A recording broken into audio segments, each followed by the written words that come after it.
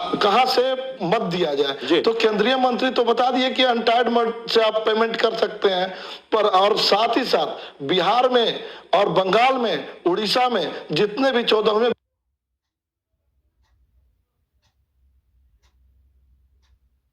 विस्तार कर दिया गया, परंतु यहां सरकार न जाने कौन सा नियम खोज रही है हम लोग की संविदा करने के लिए। हमें समझ नहीं आ रहा, लगता है सरकार भूल चुकी है कि नियमावली बनाना सरकार का ही हाथ में होता है। वह कहते हैं केंद्र का पत्र दिखाते हैं, तो केंद्र के पत्र में तो साफ लिखा हुआ है कि आप अनटायर्ड मद से आप पैसा दे सकते हैं। तो क्या आप नहीं चाहते हैं कि हम लोगों का जीवन सुरक्षित रहे और अच्छे से हम लोग जीवन यापन कर सके?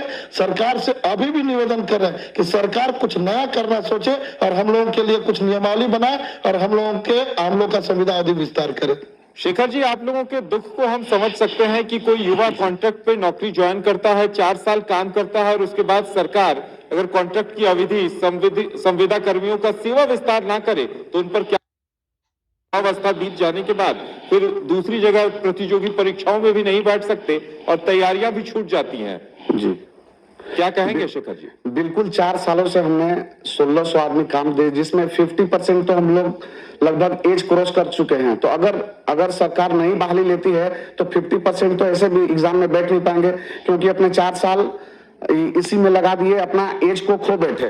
तो अब सरकार इस चीज को सोचे कि 16 तो आदमी संविदा अवधि विस्तार नहीं की जाए, नहीं तो फिर हम लोग आंदोलन करते करते अपनी जान गंवाने के लिए भी तैयार हैं।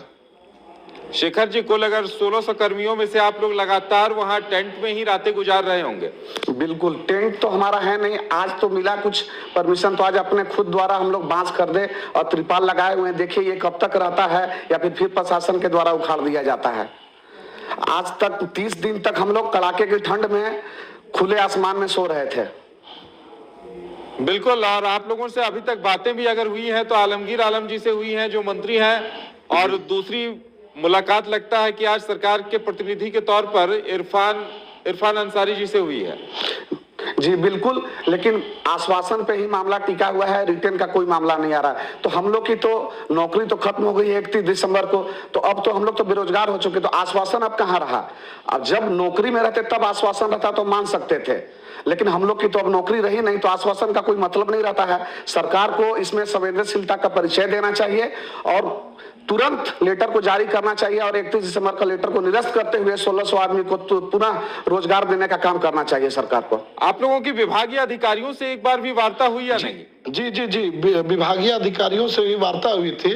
बीच में हम लोगों को डायरेक्टर आदित्य रंजन सर एक बार बुलाए थे और बोले कि